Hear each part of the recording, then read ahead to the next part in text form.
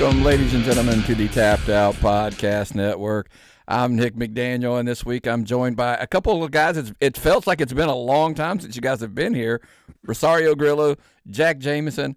How the heck are you guys, man? It feels like it's been forever. Yeah, it has been. Did our invitations get lost in the mail or something, James? I've seen you, but I haven't seen Nick. We haven't been on. I thought we were a good team together. Yeah, I don't know. Nick doesn't want to steal in the spotlight, I guess. I guess. That's what's going on. Listen, that is not true. I think last week you guys got bumped, and I dare you argue that it was not an upgrade for the guest we had last week on the Tapped In show with Hayana. I can't argue, but Grillo, you argue that one. No, they both scare me. I think I'm okay. Yeah, man. We had a lot of positive feedback. I want to, again, shout out to both of those young ladies who stepped in and did a great job last week. We wanted to change it up, get a little female perspective. Very much a lot of testosterone on the show on a weekly basis, so we thought we would kind of like change it up exactly. Oh, you mean yeah, so we thought we would, kind of bring it up a notch, class this joint up a little bit, having those ladies on. And again, shout out to both of those ladies for being on there and doing a great job. But I figured I'd bring back the dynamic duo, Jack Jameson, Rosario, Grillo, have a little fun this week as we jump into kind of everything that happened in the this past week in the indie scene. Let's not waste any time, man. Normally, hold on. Actually, I do want to waste a little time here. Let's waste it. Look, I've been out of pocket, some stuff we don't talk about on the air or whatever for the last couple of weeks, and I feel like I've been out of the loop and just kind of like, what have you guys been up to over the last couple of weeks? Because I haven't even, usually at least if when you're not on the show, I run into you at a show or two here along the way, just kind of catch up. Like, are you out of pocket or are you out of the loop? No, I'm out of pocket. I'm staying in the loop of things. I just don't really hadn't had a chance to get out to many. Like literally, one week I didn't make any shows. This past week I made one. I made it up to the Gainesville show, which is always a blast. By the way, shout out. Look, a little plug for One Fall here. If you want to have a birthday party, especially for for some of the young kids that are out there, does it get any better than what we saw? Up there in Gainesville, there was a party there, and it was I don't crazy. know what you saw. I didn't see better. I saw a bunch of 40 screaming little children that were annoying the hell out of me, yelling "chicken banana." The hell is even that? It's the new 6-7. I can't keep up with banana anymore. Just chicken, land on something. Banana, chicken, banana. That's all it is. It shows you how old I am. I had no clue what that was. I had no clue. I'm like, you are officially an old man because you don't even know what that is. I didn't know either. Somebody had to explain to me backstage. Yeah. It was either Grillo, you missed it all night long. It was either chicken banana or a bunch of kids, 6, 7, and I'm like, oh, they're killing me, dude. I'm an old guy. And there's one little brat. These must they all just must live real close by because there's one that I saw last time. There was another birthday party last month, and it's the same kid. It wasn't his birthday either time, but he must know these kids. He's real obnoxious. He's like the ringleader. He thinks he's the ringleader. I got beef with this little 6-year-old. He thinks he's hot shit. I'll tell you what, kid, if you ever see this, me and you one day, you're gonna get in the ring and just flash right in the face and knock you out. I can't stand him, man. He tells the little Well, ironically, let me jump in here while he's frozen for a second. I will tell you. He's like, no, don't clap for them. Is this the same kids that were there when you and I were tagging? Yeah. I can't stand those kids. I'm glad you made that one cry. Oh yeah, he was back too. He was giving me attitude. I tried to make him cry again. We almost got there. He got real sensitive, but we didn't get tears. So little backstory, I do know some of those people, and so they were Buford kids. A lot of them had their jerseys on this show. The town that my wife teaches there, etc. But it was like when you saw it was a pair over, like as some of the kids, it was another kid's birthday, and they had such a good time that this one they did this party there as well. So it was a lot of the same kids at both. So here's my thing. I mean, I'm telling them like keep coming. And entertain yourself with at the expense of Jack Jameson and some of the other people there as well. So they sure do. And they absolutely will. Well, we're talking about it a little bit, so let's go ahead and jump straight into the Indy Rewind this week and kind of run back kind of the stuff that wrapped up over this past weekend And what better place to start is we just talked about the Gainesville show where all that went down. Grillo, got to ask you, man. The rise of Cartello Grillo, even in your absence, they're out there kind of putting their flag down for you guys. I know they ended up at the end of the day, they ended up taking a loss to Brady Booker, Tyler Shoup, and Mark Davidson. But KJ Impala, Hayden Seal, Jason Esquire, coming out representing, and it seems like that's becoming a regular basis on all of these shows here now that you guys are kind of staking your claim and kind of like making a run here at Cartello Grillo at One Fall. You dang right. Real quick. To their credit, did you even do a One Fall show if you don't lose to Brady Booker? It's not, what do you got to do? Come on. Yeah. If I had a nickel for every time, Cartello Grillo. I mean, listen, we got the right group of guys. When I pulled Esquire aside and said, "Hey, man, I got a job for you. I need you to go out and find me 2 guys." We got KJ Impala. We got Hayden Seal. And we've been on a run. I mean, KJ has done nothing but improve. I actually voted him most improved this year. Check out the Georgia nominees. There's one person in here that I voted for as well, and a previous person who was just on the show that may be up for Woman of the Year. But we've been flying, man. We've been taking wins. We've been taking names. We've been taking canoles. The only thing left is maybe championship gold for the group. Listen, I know you're thinking probably top title for yourself because that's usually how the group starts breaking down, right? Like, hey, this is for this guy, this. No. No. Listen, we welcome all gold. Whoever gets the gold gets the gold, man. It at the end of the day, it all comes home to Il Cartello Grillo. Well, there might be a case made for if there's some tag teams titles are introduced. I've seen this tag team a couple times now, and I make the case, and I know people are probably going to say we're partial because who's sitting in chairs on the show right now. But Jack Jameson and Elijah Drago, that's a pretty good team that we always talked about. Like until we saw it for the first time, we didn't know we needed that team. But that's a beef of a team, and I'm going to ask you, man. Is that something if tag team goals, introduced down the road, is that something we can kind of maybe look at? Because you guys are a pretty tough team there as you destroyed a team that's all over the state, the Wonder Boys, the Dallas brothers. Guys kind of handled them quite, pretty easily, I would say, in the grand scheme of things. So that's a pretty strong stamp for you guys as a tag team moving forward, wouldn't you say? Yeah, I mean, me and Eli love teaming together whenever we get a chance to. He's quite a big star, Mr. Elijah Drago. I don't know if he needs to be weighed down with some tag gold. But and then I have my boys that I got to keep track of who are always blackout drunk. So I have my hands full. And then I'm usually blackout drunk with them. So it's hard to do that.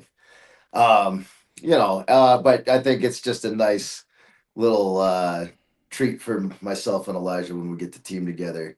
And, we are buddies. We've lived together. We spend a lot of time together in the gym and training. So we have that tag team chemistry. So we can do it when we need to. And we can roll with the best of them. But, we've even beat Brady Booker and Tyler Shoup. Speaking of everybody loses to Brady. Not me and Elijah, but, it is what it is. No, I don't think you'll see us with tag gold, but again, it is something we like to team up and in that match against the Wonder Boys, who are a great tag team. If you saw it, Elijah managed to just stand tall the whole time. I happened to be on my back a couple times throughout that match. Unfortunately, you slipped. There's like a hole in the mat or something. Yeah. They were double teaming. They were, all that kind of stuff. Yeah, exactly. But it's Elijah's a big single star. I think as far as independent wrestling goes, that's his niche, and then it's just a nice treat whenever you get to see him in some tags and trios and things like that. We're going to talk a little bit about him later on in the show as well, because he'll come up in some other conversations. That is Elijah Drago. Other thing is we're talking about the whole One Fall block this whole past weekend. You guys ran the Friday show, obviously, at Gainesville.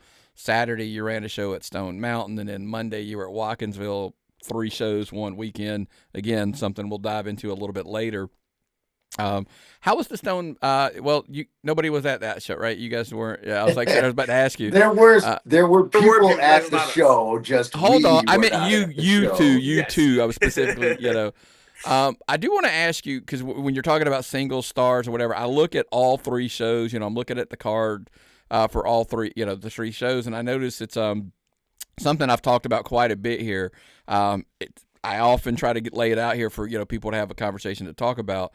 That's one Vari Morales who seems to be on 2 or 3 of the shows defending his title every single week, and it's one of the things, the strengths I think about One Fall when we talk about it is, on a regular basis, you brought it up. Brady Booker's out there defending his title a couple times. It feels like every single weekend. Vari's out there defending his breakout title. It's just kind of one of the strong suits of One Fall is that you will see the titles on the line on a regular, pretty much at every show. It feels like one or the other, unless they're in some. I always told somebody, it's like, hey, if you don't see either champion defending their titles, that's probably because they're in a main event match tagging with like Billy Gunn or QT or something like that. So last night Brady was in the main event tag team Christmas street fight. But Remy Reed defended her title against Bobby Thunder. So yeah. So it's Brady's always kind of like getting that headline, but I like to kind of bring that out. That breakout title is what it's meant to be. That's very much, I call it like the workers title. Vari's out there on a regular basis, and a lot of times, by the way, I don't know who books these matches, who puts it, who's the matchmaker there. But poor Vari's in triple threats, it feels like a lot, defending that title on a regular basis, but says a lot to his credit, and I'll let you toot his horn for a second, that he's successfully defending that on a regular basis. I'm not going to toot his horn because he's beaten me in some of those triple threats. Same. So Same. Yeah. Screw his horn. I'm going to beat him with yeah. it. Yeah. Take the title. I want to break his horn. I'll kick his horn. Last but not least, I want to talk a little bit about there's a team that's kind of picking up steam there. They picked up a huge win last night in Watkinsville.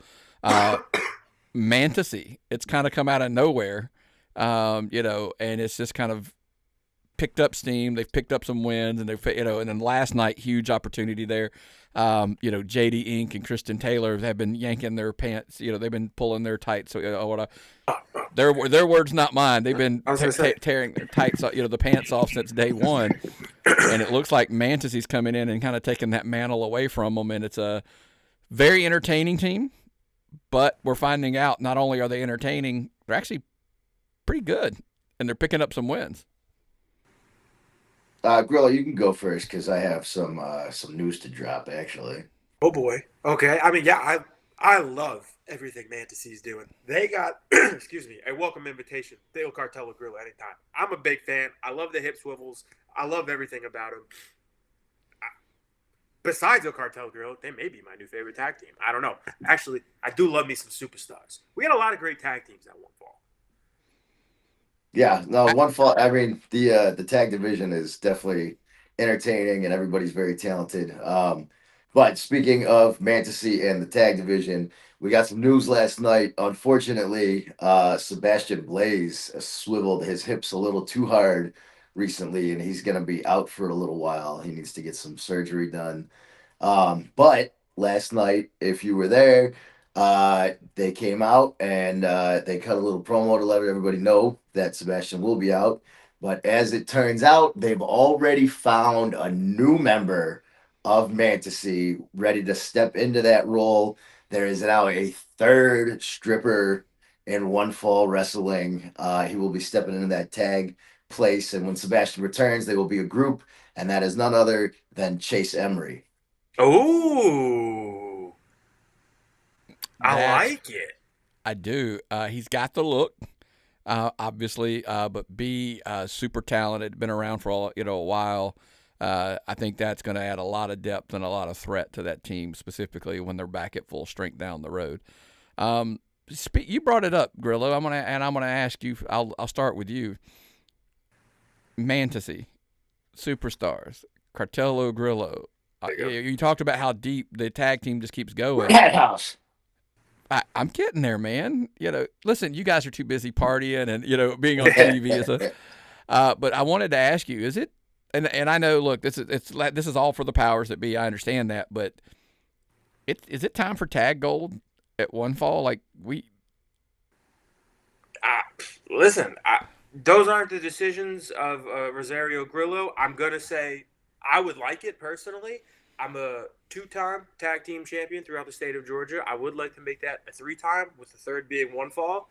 But I don't know if there's ever a time to do it. 2026 is right around the corner. Like you said, we do have a stacked roster of tag teams.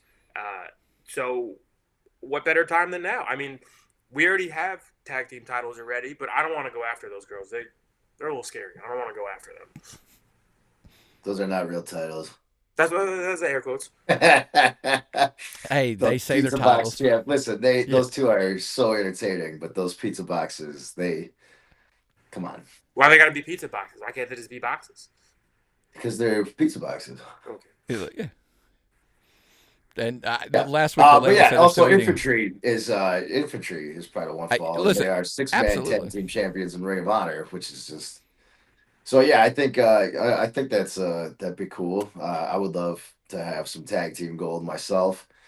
Grillo, why don't you send the boys and just go steal some belts off a truck or something? We might have to do that. They usually fall off the back of a truck. So Yeah, sorry, yeah. Fox. Yeah. Yeah, I'll sorry. have to see if we can get some titles. Maybe I know a guy. Again, check out One Fall. Like I said, 3 shows this past weekend. We'll get into the making the drives over on the Tapped Out show, but I do know the first one's obviously this is Thursday on the 18th. You guys will be running the show. It's a free show, right? It's a big show. Is that this week? The Athens show? I think it's why we do making the drives on the Tapped Out show, right? We saved that for another show. I don't know if it's free. There's a show Thursday at Athens at the warehouse. I'm check right now. This is bad radio, but we just don't see him, but we can hear you, but we just don't see you. But yeah, for some reason I just believe that it is, and I could be absolutely 100% correct. No, buy your tickets at 1fwlive.com. Okay, I know there's a free show coming up. That's why you should follow them on social media and follow them for your claims. I was talking That's to somebody. That's the easiest way to stay in touch so you don't go through this. We run, like you said, we do run a lot of shows. Some are free, some aren't paid. But the good thing about the paid show is they're never going to make you break your wallet. Oh yeah, it's not. They're not super expensive or anything like that. So absolutely. And by the way, shout out to One Fall. Announced they're finally coming back to my hometown here in Buford. They'll be back January the 30th. So follow them again. I'm pretty happy about that. The old canola used to live right up the street in Flowery Branch. So I got really super drunk at that location. Oh, the old the new location or the old location? The old Casa del Grillo. Yeah. Oh no, it is free. It is free. See, I get lucky every now and I thought so, or whatever. Yeah, so reserve your free tickets at 1fwlive.com. There you go. There we go. So let's jump ahead and get into some of the other stuff here. Friday, SCA, they ran a Christmas special. Really kind of a out of canon story, if you know what I mean here. Scott Mason attempted to steal Christmas at the Royston Dome. He even literally locked everybody, James Boulevard, Feltner, Stevie Ray Frost. He kind of had them all. He basically was playing the role of the Grinch, locked all the powers that be in the office, kept all the presents that were supposed to go out to the fans, and, kind of stole Christmas. It's going to be a special, by the way. It'll be on their YouTube channel, but it'll also be there. They're on their local TV up there in Northeast Georgia, HTC Channel 3. Luckily, by the way, spoiler alert, if you don't want to hear it, jump ahead for 30 seconds and you don't hear the spoiler. Stevie Ray Frost did escape through the air ducts and managed to come out, save Christmas by the end of the show. So party on, everybody, for Christmas there. He die-harded it? He die-harded to get out. So Die Hard is a Christmas movie. Christmas there movie, you go. Yeah.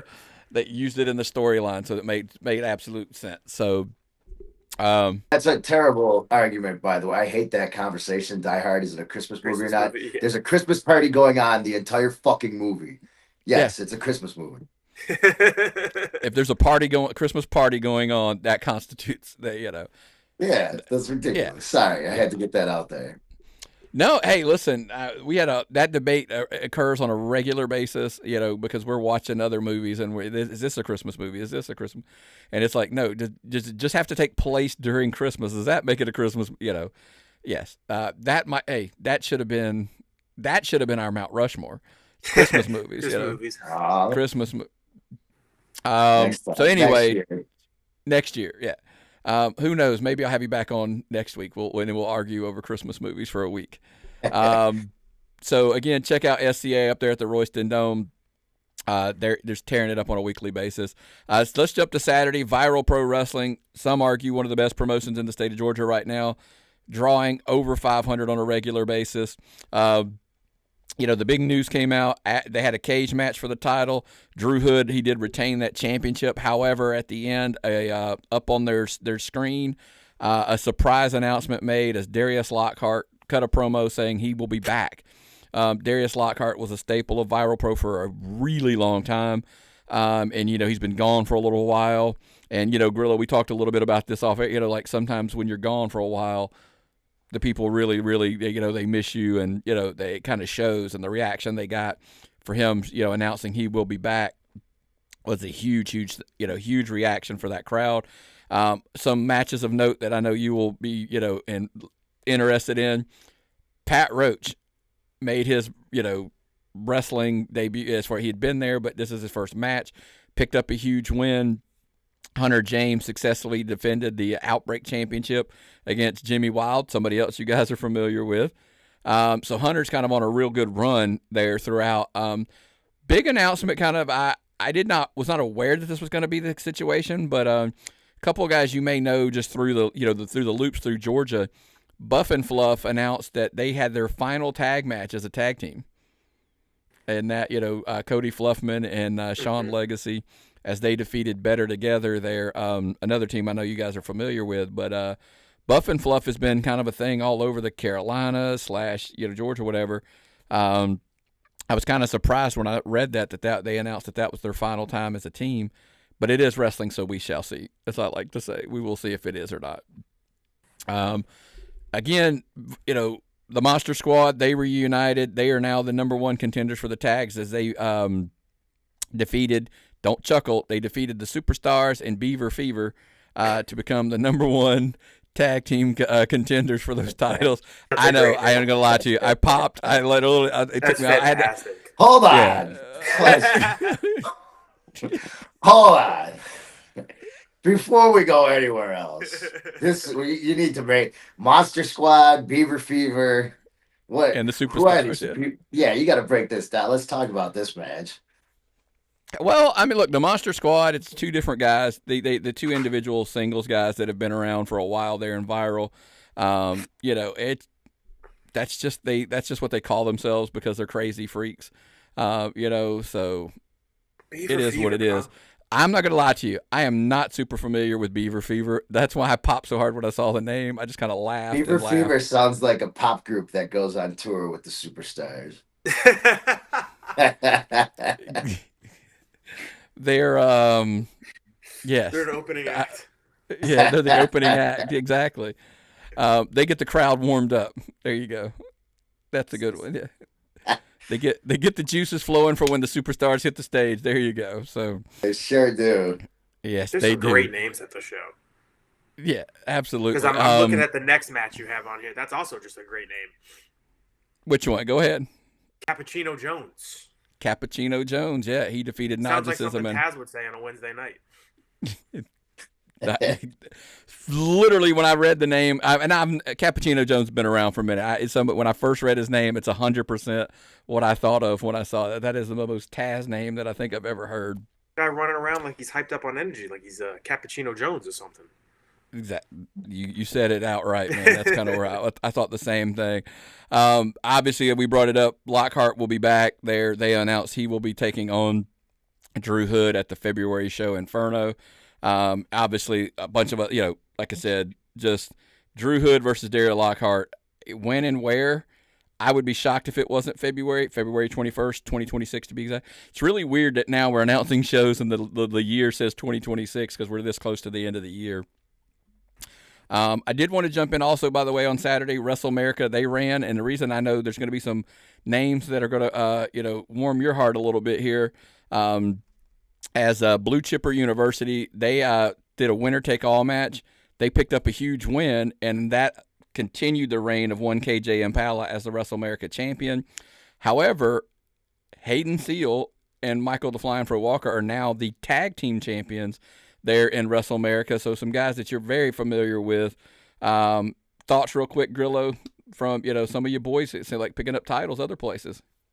Personally, I hate Michael the Flying Walker because he took the tag titles from me and Pat Roach, and then we never really got a fair rematch, but that's besides the point. Shout out to KJ and Hayden. They've been working their butts off this year. There's a reason they're in Cartello Grillo. There's a reason they're getting all this gold. I'm happy for them, and next year is going to be an even bigger year for them and Cartello Grillo. Also on the card, Dominic Stuckey literally finally hit a milestone. Yeah, I know. He defeated Bryce Cannon to become the new Liberty Championship. He is one of the Triple Crown conversation guys. Although Stuckey was left laying, video leaked online. I shared it on social media. All it showed was him laying on the floor, the titles laying there, and you just saw a pair of, from the legs down, walking out. He got left laying. Dominic Stuckey's got some. No, it wasn't. It literally was the pants down, just, from back. I would say knees down, so we didn't see the tip. No, we did not. So, and by the way, that young man claims he had nothing to do with it. He's pleading his innocence before he's even being accused, and sometimes, Well, he's just been accused. Exactly. He's only been accused. No video footage. There was nothing that confirmed. I always ask though, when those kind of things, can't you roll the tape back a little bit more? No. The motions. No, that's not how TV works, Nick. That's what I figured. Again, kudos to Wrestlemerica. They're on fire doing a hot show down there in Forsyth, Georgia. Their next show, January the 10th, 2026. Jump to Sunday. Kraken Pro Wrestling, another promotion I really want to show a lot of love to. I'll get into that a little bit later. Drawing over 200 again. Lots of stuff going on down there. They are in their prime season. Aaron Black and Hitta J. By the way, I love those two guys. The H-Town Hittas. Just love the names. Hitta J. Finally, they broke into violence. It's really cool. They had a Miracle on 34th Street. We're in that time of year, right? We got a Christmas theme, everything. Mm-hmm. Got to have Miracle on 30. Yeah, that's a kind of a running thing. But those two behemoths, they kind of had their big thing, had a big brawl that went all over the place. However, I wanted to get into Jay Too Strong. Look, young man, he had a promising, everybody loved him, but as of late, he's kind of drifted off into a dark place, and we're not really sure what's going on. My wife is concerned about this young man because she's actually met him a few times, and he's one of her favorites. But just lately, he's turned into a ruthless, unpredictable, threat around now. It's your kind of guy, right? As I say, sometimes you got to do what you got to do. Sometimes you got to switch up the formula if the recipe ain't working. The only thing I don't know even Jack Jameson can condone, Jay Too Strong hit Rose Gold, one of the top female stars there, with a pile driver at the show. I guess she got in the way. Listen, when you're in the ring, you're in the ring. Equality. If you get in the ring, right, you start making threats. I mean, I guess things happen. I understand what you're saying. But you don't take out Santa, which is what happened as well. And then also, depends what he brought you for Christmas. Hey, and once again, if he steps in the ropes, all's fair in love and wrestling. I do want to ask you though, after Trevor Aon came in and tried to make the save, he's trying to help out Rose Gold and the business, fireballs him. Is that a tactic that you're okay with? I mean, we're putting a guy. We've seen fireballs for years.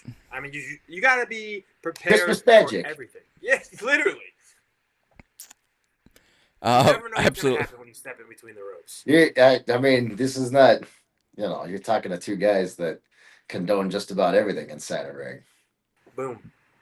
I guess I should have known the room. I should have read the room a little bit. Speaking of reading the room, a shout out to Johnny Faith, who I've been somebody that I've been familiar with for a little while.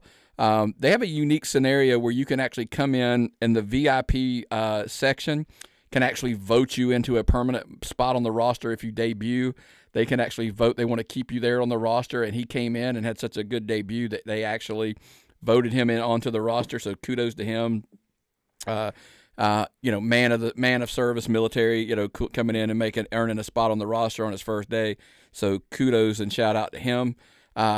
They will be back January the 11th. They're kicking off their road to the Kraken Classic, which takes place in May. The return of the Pieces of Eight, that was a storyline that went on for months, at the beginning of the year. Kudos for them. That's how they crowned their tag team champions. But again, check them out on YouTube. They do a weekly show, and they do a great job of. They do it very episodic TV style. So kudos to Kraken. We'll be discussing them again here in a minute. Scrappy Championship Wrestling. They ran on Sunday as well. Caleb Crocker vacated that title, and it ended up being Lucas Da Silva versus Nick Kalen to crown a new champion. Da Silva thought he was going to be able to pick up a big win, but Nick Kalen, again, somebody I know you're familiar with, Grillo, he did pick up the win, and he is the new middleweight champion there at Scrappy Championship Wrestling. DJ Smoke also successfully defended the light heavyweight championship. Kudos to him. Christian Taylor and Marcus Adams had what many people consider the match of the night. As those two, as you can probably imagine, Christian Taylor, he is a physical wrestler, not necessarily a technical wrestler. Him and Marcus Adams went out there and literally just put on a brutal, let's just beat the tar out of each other match. You ever seen Christian Taylor just standing around? All the time. All the time. He's just tweaking. Yeah. But he doesn't do drugs. He's a scary man. I mean, I have tried to welcome him into the Crusade at Southern Fried. It's not going too well, according to Hunter. I'm trying my best. Yeah, I just try to stay showing up at Hunter's house. He walked up on me one time and sniffed me and goes, "You smell different when you're awake," and then walked away. Did he get my house? I don't know, He is an odd cat. He is an odd cat, and that is to say the least, right? Yeah, he's something. But we're a fan. Great worker. Very hard worker. Absolutely. He always sets that. Everybody, you can ask anybody.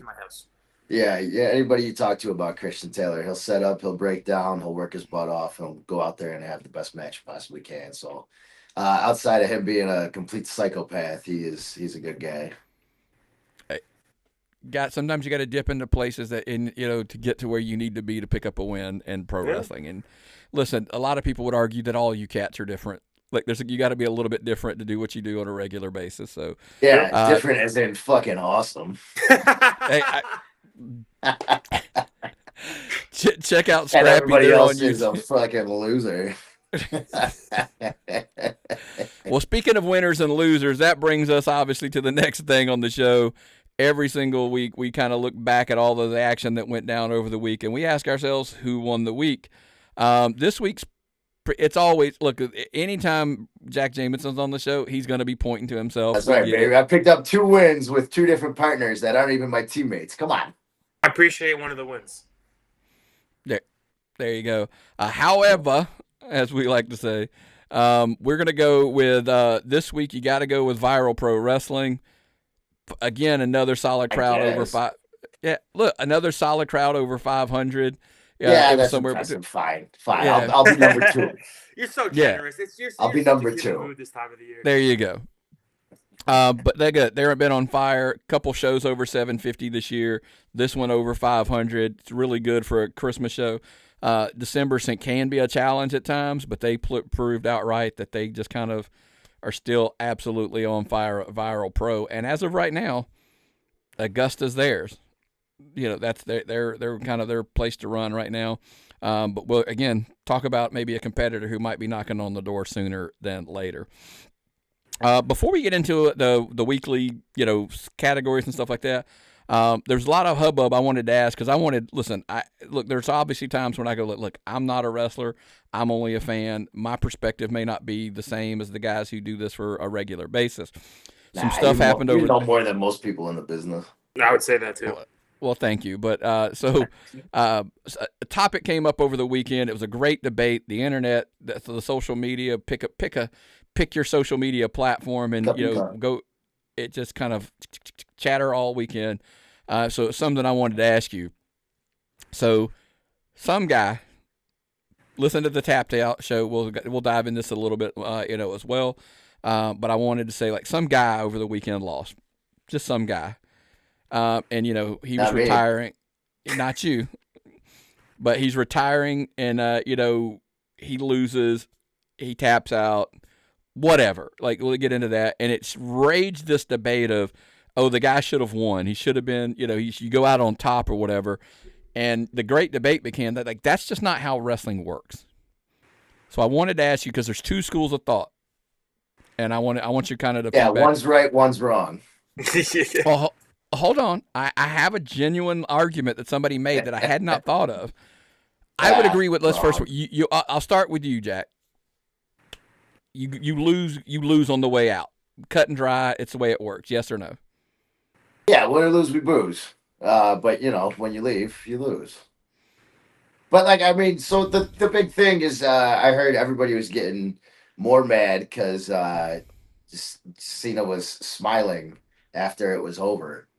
But he's smiling because they're all pissed off, and he knows it worked, and what they just did was the right move. As evident of last night, the guy was trying to talk and cut a promo. He couldn't say more than 2 words. So you're all fucking stupid.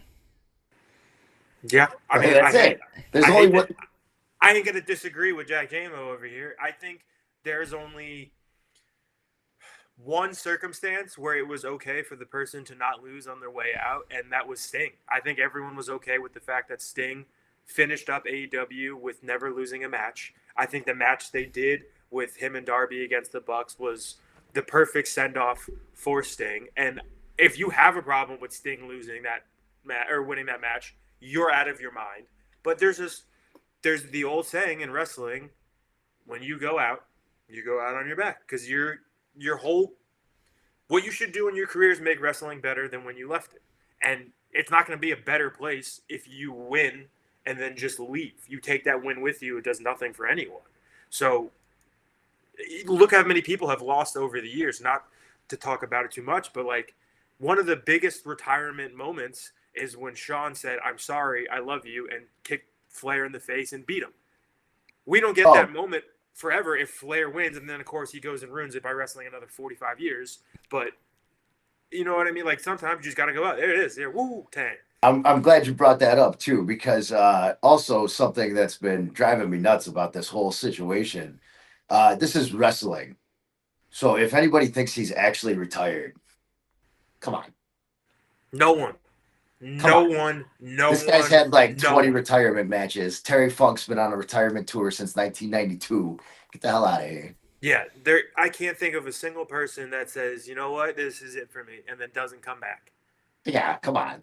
Okay, I'm going to argue that fact. I'm going to argue the case that I think even Austin doesn't. did it, and that's one you never thought you would see come back, and he did it. And he did it. Stone Cold and Shawn Michaels both came back. So any argument you're about to make right now, Nick, is going to sound ridiculous. So the Ric Flair needed the money. He said it, not me. He said it. Flair always needs the money. That guy, this guy doesn't. Then do Stone Cold and Shawn Michaels then, because those two were the forever retires, and they still wrestled. I'm not sure. I can't argue the Shawn. I have no idea why he did. Exactly, it's wrestling. That's why. The Stone Cold. Nobody's ever retired. Stone Cold, I felt like he literally didn't get to leave the way he wanted to. You know what I mean? Like he had that itch because he felt like he was forced out more so than he walked away on his own. But he also chose to leave. Like, not to get into everything about it, but like there's the old saying, Stone Cold took his ball and went home. He could have finished on his own. But then also, when was that? 3 years ago he wrestled KO? So that was 20 years he didn't wrestle. And then he still came back. Like, at the end of the day, I'm just saying, if you think that John Cena is out of wrestling for forever now, that's a stupid assumption. No, we'll dive in. I think he's wrestled his last one. I'm not saying he's out of it. There's a difference. I think there's two different things. Not a chance. I guarantee you that man wrestles again. Now, I will come back to the original argument about you have to. Somebody made a case for there were so many people that watch this that are not wrestling people. And that's like the problem. They were casuals that were like, hey, we're just big. This guy, we're big because movies, etc. There was TV guy, that's who they wanted to watch. and they're like, you ticked those people off by having him lose, and you could have won. And I look, by the way, that's bad faith fans. They wouldn't not come going to back be. anyways. They weren't there Monday night, and they're not going to be there. They're not. That I agree with. They were there for that. So you don't tailor to people that don't watch your show and aren't going to watch your show. That's a quote that's been going around on the internet for a while now, that we don't listen to like, as long as the tickets are selling and everything else is merch is selling, whatever. Yeah, the internet, Twitter's fake. That's not real. Whatever happens on Twitter is just, the only people that care about what's said on Twitter are people that are on Twitter. Yeah, sometimes when I flip through Twitter, I turn into, do you remember that video of the kid that just came from getting all the dental work done? And he's like, is this real life? That's who I turn into when I'm reading through, when I'm flipping through. But then also, like, if you go and search for things, you're going to find them. So, like, on Twitter, I know, like, there's a lot of wrestlers on TV and stuff, and they'll, like, vanity search their name to see if people are talking about them. And sure enough, if you do something of note, people will be talking about it. And then they find something they don't like because people are saying something bad about it. But like, if you look at the tweet and it's something negative about you, look at the views on it, and there's like 3.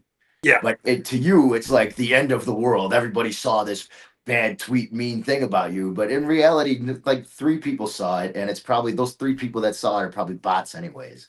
Like, then you only saw it because you literally went searching for it. Yeah, there's only a handful of the guys that are on Negative Town who get a lot of traction, a lot of views. I mean, like, I've had this conversation with a friend of the show here, Ben Bishop. He's out there and he's doing a lot of positive things on social media. But this jerk Tribal Keith won't get off his back. He's picking all kinds of traction up, just crapping on Ben all the time. Nick, don't. Yeah, you don't want that smoke. I had to apologize publicly to Tribal Keith because I got into it with him. But hey, you talked about it. I'm just saying there's only a handful of guys who get traction who talk like that. He's one of them. Not real sure how he's picked up all the momentum in the world, but the guy's selling shirts and stuff now. Apparently, I ran into the guy at WrestleCade. It was a mess. Keith, Tribal Keith. You gotta respect. You gotta respect Keith's opinion. I think the whole internet does at this point. So yeah, follow Tribal Keith if you're not, because he is the voice of the overvoiced. Yeah, exactly. I don't want any heat with Tribal Keith, so give him a follow on social media. Other thing I wanted to get into, guys, just a quick conversation, nothing too in depth. What did you think? What did you think? What's your take on that? Out. Is this it doesn't matter. Actually, the irony, I was going to go, isn't it the part where I go, if you want to hear what Nick thinks, check out the Tapped Out podcast tomorrow on the Tapped Out Podcast Network. Yeah, and that's how we do a segue to the next show. Yeah. I wanted to ask you guys, look, AEW was in town. They ran down in Atlanta over by the airport. Great venue, by the way. I'm a massive fan of that venue. I don't know that a lot of people have checked it out there. If you haven't, I know it was sold out, so a lot of people did. But even Myron was with me, and he even made a point of pointing out, like, this venue's really, really cool. So again, shout out to everybody. AEW, it was a super hot show. But I wanted to ask you specifically, Swerve Strickland. I don't know that it even translates on TV as much as how hot that crowd was for him. That when I came home and watched it, and I felt like, man, this guy's on a real hot streak, and I think I know he's kind of tied up in some stuff with Hangman, which is, by the way, that's a whole other dynamic that I'm intrigued by. But I don't think it's too long before we see Swerve back into the title picture. If I'm not mistaken, is it not him versus three-way? It's a 3-way. Yeah. Him versus Hangman versus Joe at the pay-per-view at World's End for the world title. Yeah, right. That's my thing. I know they were. In my opinion, I think Swerve's going to walk away with a win there. I think Swerve will be champion after that match. I have a lot to unpack on Swerve. Actually, we talked about this a little bit earlier. Bigger fan of his old song, Big Pressure, Swerve When I Drive, but the new one is cool. Reminds me of Pop Smoke. Just wanted to put that out there. But Swerve and Hangman, speaking of which, they've been violently taking out some of the roster of One Fall Wrestling over the last couple weeks. I saw that. They choked out JD Inc. with the chain. I'm okay with that. I think they choked out Tyler Shoup with the chain. They choked out Nikki 8. They choked out Tommy Mars. They kicked Jimmy Wild in the face. Aaron Dallas got it. One of the Wonder Boys. I'm okay with that. But they're all training at the Ops Dungeon as of late. So I guess you can't really blame Swerve and Hangman. But yeah, they've been running through that one fall roster. Angelica Risk was booked for AEW Dynamite. She got taken out by the Sisters of Sin and Tekla. We saw that happen. That was crazy. But yes, that venue is sweet. Swerve, back to what I was saying originally before I threw myself off track. Whose house? Frat House is the match I think the world needs to happen. Jack Jameson versus Swerve Strickland versus Will Ospreay versus Samoa Joe for the AEW World Heavyweight Championship. That's what I'm talking about, baby. Put me in there, Tony. Put me in the game. I'm ready to put the company on my back. Give me the strap, brother. I think that's what we should do in New York City. Swerve puts his #1 contendership on the line against Jack Jameson in the main event. J-Mo goes over. He goes to World's End. He takes the title in Chicago. And then one fall in AEW are forever just the biggest companies in the world.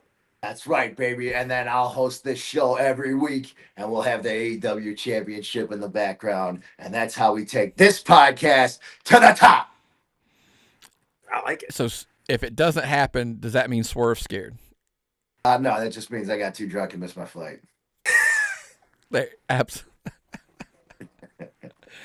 Man, but like I said, it's on a hot streak, man. If you haven't been catching it, you should. AEW every single week. I will say, like you said, the venue was amazing, but the crowd was maybe one of the best crowds we had the entire year. Holy shit, yes. I remember at one point right before, it was during the pre-show, I was standing in the back, and if you had told me there was 10,000 people out there, I would have believed you, because that's how loud it was. And every match, in their eyes, was the main event, which made every match, therefore, 10 times better. Like, if you were there for the pre-show Ring of Honor tapings and everything, those matches may have been on TV just from how much the crowd was into it and loved it. And it helped that a lot of those matches were one fall talent as well. But I almost want to go back again just to see if we can keep doing that. Like, yeah, how can we not go back there? Fletcher and Speedball too. That crowd. I mean, it sounded like we were in an arena of 10,000 people. It was nuts. Yeah, I made sure that I kind of. So my seats were kind of right at that edge there, where the concourse was. So I kind of a lot of times was walking up to because I wanted to get behind everybody, and hear, and it was deafening at points. I agree. There was a tag team. I don't know if we want to get into that kind of first time I'd ever seen these two tag earlier in the night before Dynamite aired. And, dude, it was awesome. All I'm telling you, like, if you were there, you'll know what I'm talking about. That was a really good tag team. And, maybe down the road, maybe, worlds collide later down the road. But, and that was something, again, it was cool to see that reaction they got. I knew when I saw that reaction, we were in, we were in line for a hot I think night. we could just put everybody over here. I don't see a problem. It's, the dirt sheets put it out there themselves. I think Brady and Elijah ended up getting put in a tag team, and they had to send Billy Gunn out there to make sure they didn't kill each other. Because they would have. What was happening? We've seen it. Pretty sure that's what was going on. Is they got stuck in a tag, and Billy had to go out there and play coach and make sure they didn't fight each other since they were a team, and they got to wrestle the superstars, Tommy and Jimmy, and Nikki 8 was out there as well managing them. So it was a full one fall dark match there at AEW Dynamite. And like I said, once I heard the reaction they were getting, how hot that crowd was, I kind of got the vibe of like, okay, this is going to be one of those nights like you were talking about, Grillo, where it was just like it was hot all night long. Speaking of hot, that brings us to this week's category where we jump into who's got the hot hand. And this one, we're going to do promotions across Georgia. Who's got the hot hand right now? It's basically who's got a lot of momentum going right now across the state of Georgia. This is not the Power Five. We're not saying this is necessarily the top 5 promotions in Georgia. It's got a lot of momentum, a lot of steam going on. Want to start off with Kraken Pro Wrestling. And the reason I bring them on this list, a lot of people are like, hey, they drew 217. Well, that's 217. This is from a promotion that started in a burnt-out area of South Georgia. I mean, that town had been burned to the ground. I like to call Kraken the little engine that is, not the little engine that can anymore. They have grown from venue to venue to venue. This is on the third venue with an upgrade at each one. And they've done a lot of great storytelling. Again, I always say, if you want to catch up with kind of how they do their storytelling, check them out on YouTube. They run on a weekly basis. But that is, like I said, they just kudos to that team down there for putting on, a real solid show week to week on TV, on YouTube, and of course month to month when they're running their shows. Coastal Empire, why do they make the list? Some of the hottest stories in the state right now. A lot of love for everything that's going on down there. A lot of people. Hunter James, friend of Grillo here. He has been doing chasing that title, but he's been having to navigate a little different version. Probably a Michael Walker, that you would probably get along with at that, at Coastal Empire, as he has aligned himself with Simon Sermon, doing what he had to do to finally reach the top there at Coastal Empire. But Hunter James is hot on his tracks. That's kind of one of the stories they run there. There's been a shift there at Coastal Empire as of late, and they seem to have everything, all their ducks in a row, and they're kind of off to the races. Other promotion that's kind of picked up a lot of steam, that is the Apex. I want to bring them up. I know you guys are familiar with some of the, they've put their company on the shoulders of a gentleman that I know you guys are real familiar with, but everybody kind of had left them for dead. Massive shoulders, but everybody left them for dead. They had a lot of issues when they first started. Just things were not running in a direction. I even agree, like Josh would know that, he would be comfortable when we say it. They weren't heading in a direction that a lot of people kind of, thought or hoped. But Josh grabbed the reins, pulled that ship straight. And then the next thing you know, he's got champions as the face of his companies. His one, Kelsey Reagan, is the women's champion. Great choice, kind of get started there. But of course, the face of the franchise of Apex is one, Elijah Drago. Again, Jack Jameson. You'll speak to this. If you want a guy to represent the brand and be the face of the your franchise player, I don't know that you could argue that there's too many more out there in the state of Georgia that you would put that burden on. Brother, 6'4", 260. He's got an 8-pack. He looks like a model. He's one of the most athletic wrestlers in the world. Like, what are we doing? Yeah, everybody put that. Speaking of the AEW World Title, put that thing on him. That would not be shocked if someday that is the case. But again, so kudos to Apex for picking up a lot of steam. One that's going to ring bell for you guys. One Fall Wrestling. Talk about hot hand. Talk about momentum. In the notes, I jokingly put, like, how many shows does One Fall actually run in a month? I mean, because it just feels like that list just gets longer and longer every single month. It's like 2, 4, 8, and it's like almost exponential. And it's like at some point it's going to be like 12 or 16 shows in a month, which is more than a lot of promotions run on a regular basis. And I know you could speak to that a little bit on a regular basis. Starting in January, I believe we are adding more shows, and then throughout the rest of next year, we'll be adding more as we go. So, One Fall will be running very, very frequently. I got a list. Somebody sent me the list of the venues. And I was sitting there trying to add up, like, wait, are these like monthly? Yes, this is monthly.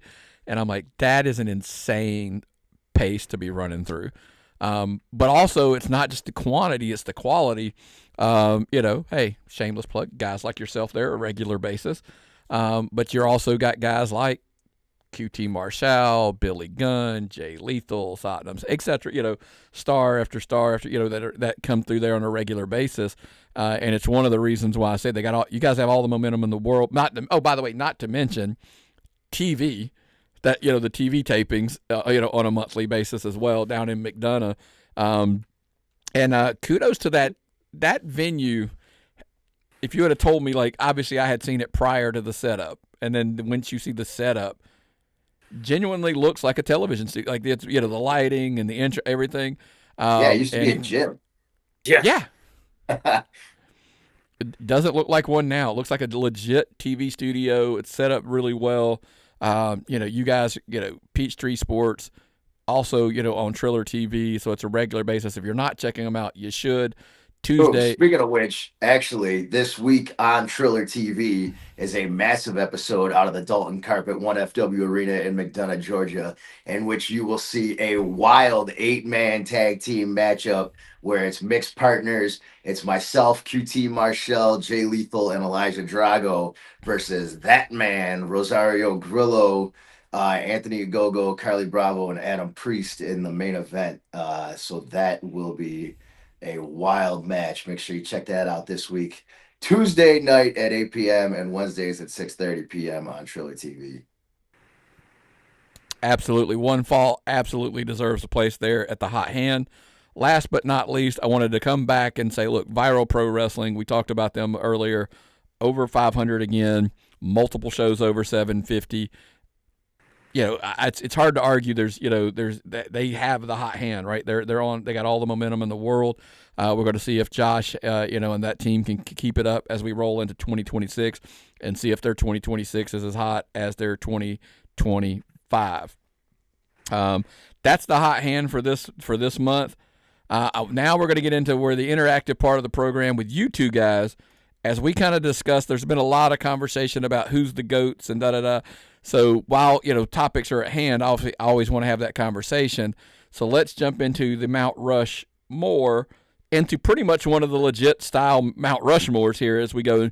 Everybody knows the rules. You get 4, but sometimes it gets crowded on Mount Rushmore, so sometimes we have to give you one more. But if you can stick it to 4, awesome. We're going to go with your GOATs all-time pro wrestlers. I'll maybe share mine tomorrow on the Tapped Out show. Because we've already got a couple of you on here. I will let, you know what, Jack Jameson, you go first because you always like to stir the pot a little bit when you do yours. So, Grillo, you can go first. Oh boy. Boy, this is a tough one. I'm sitting That's here how like, I stir the God. pot today. There you go. Okay, so are we going in order 4 to 1, 1 to 4? Or just... No. This is just your 4. Who is your 4 names you throw up there? Any 4, just throw them this out. is, again, it's all personable. This is all personal. No one DM me. No one come to the Canol's house. All right, everyone calm down. So my all-time favorite wrestler is Eddie Guerrero. He's going to be on there without a doubt. Personally, I think this person is the GOAT for their longevity and how well they've been able to do it for a long time, and just how well they've done it. And that's the Ayatollah of rock and roll, Mr. Y2J, Chris Jericho. I think he belongs on there. Oh, and then now this gets hard because those are always my 2. And then I never know what to go from here because there's so many, and there's so many people who shaped the Big Canol's career and fandom. I think I got to go The Rock for one of them. And the last one is tough because there's so many names. There's so many people I can think of. I think I might have to go HBK.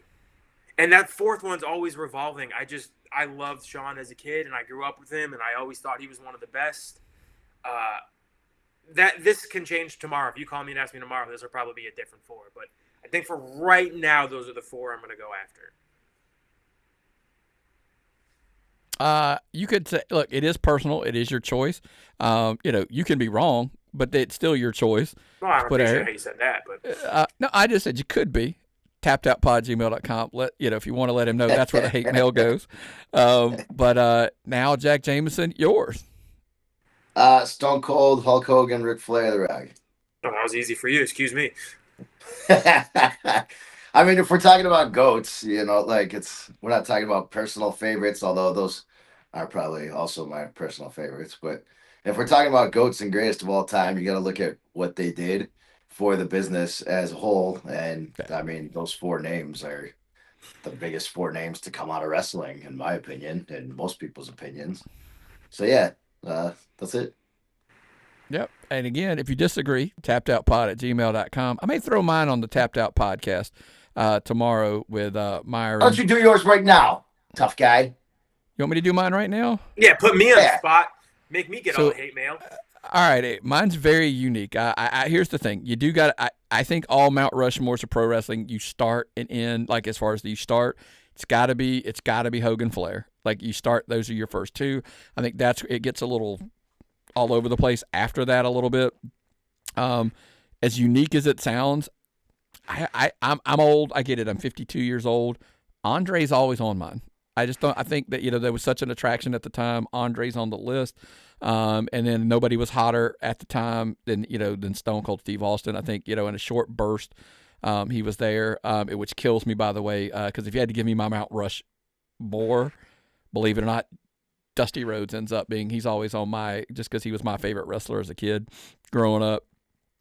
So that would kind of be mine. I would say obviously Hogan, Flair, Andre, Austin, and then if I get my one more, it's Dusty. And like you, there are times where I can bump Andre and Dusty slides into that slot, and those two kind of alternate on a regular basis. But that's who I would throw out there. So again, tappedoutpod@gmail.com. Feel free to disagree. But everybody's thing is there's a wise man who always talks about how creative is subjective, your favorite is subjective, so therefore everybody's Mount Rushmore when you talk about that kind of stuff is going to be.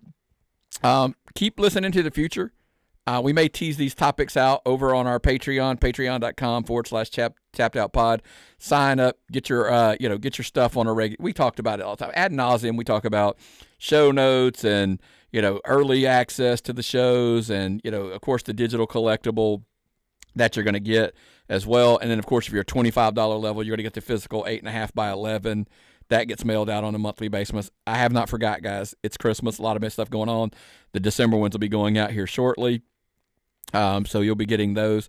But yeah, man, maybe next we start. I think there's a free level for the Patreon too, right? I think I've heard. Oh, yeah, absolutely. You can sign up for free level. You'll get the shows. Everything will come there. There's lots of stuff that's free that comes there on a regular basis. We put up the credit to Phil Stamper. He puts out a list that comes out every single week where the shows are going to be nationally. Like I do my best to do the Making the Drives post on social media for all the local Georgia shows. But Phil Stamper compiles one that's across the entire country. And the reason I can't post it social media, believe it or not, even Facebook gives you 2,200 character maximums, and this thing is like it. Literally, the Patreon's the only place I can make it fit. It doesn't fit on any social media. There's no way to put it on anything else, so I put it over there, and it is free. You can actually go to there, and that's why I tell people just get it for that. Even no matter where you live in the country, you'll find a show. Even if you don't have any money to spend right now, at least sign up for the free level of the Patreon so you can still get some cool stuff and follow along. Yeah, and the shows they still drop there. Like I said, they're free. And you can even link you can actually link the podcast link, so they'll go to your Apple Podcast spot. They'll go to there as well. You can have your own free little link there, and you're not having to track it down on the social media as well. So or on the podcast platform. So, great plug, man. Great transition. You're good at becoming a pro at this. Hey. Yeah, so again, check out this weekend. Real quick before we get in here, I always like to give you the opportunity. I know there's a bunch of shows this weekend. I'm assuming you guys will be at some One Fall stuff around. Where guys know where you'll be at this week. I'll start with this you, Jack. Thursday, it's Battle in Bulldog Country at the Warehouse in Athens, Georgia, the Dalton Carpet Warehouse. So come check that out. We'll have plenty of action going on. That's about it. Reserve your free tickets at 1fwlive.com. And then myself and Mr. Grillo will be in New York City for some AEW action before the holidays. And you, Grillo? Hammerstein Ballroom, baby. Sold out. Hanging from the rafters. We all know how that works, right? That's check them out. By the way, just on a sidebar before we take off, I think that venue that we were talking about, we were big fans of, there was somebody that I'll tell you off air who I was having a conversation with, and they were just talking about how much they absolutely love the venue choices that AEW's been making, with like Hammerstein and some of those cool venue, with the Chicago, the Aragon Ballroom. Yeah, stuff like that. Cool. They shoot really well for TV, and that person would know. And again, I'll tell you off air, but who it was. But they were really putting over the venue choices. So whoever does that, great job, absolutely. Well, that's everything for this week on the Tapped In podcast. We appreciate you jumping. So we always tell you, we talk a little bit of indie stuff, and as the as the time rolls in and we move into the next year, it'll change a little bit about how in depth we go on the indie stuff. So I'm always telling you to sign up for Patreon, keep in the loop of where that's going to. So specifically, the January 8th is kind of where some of that's going to transition over to some more stuff. But until then, support indie wrestling, support us. We appreciate it everywhere. But man, hopefully we'll see you this weekend at a show.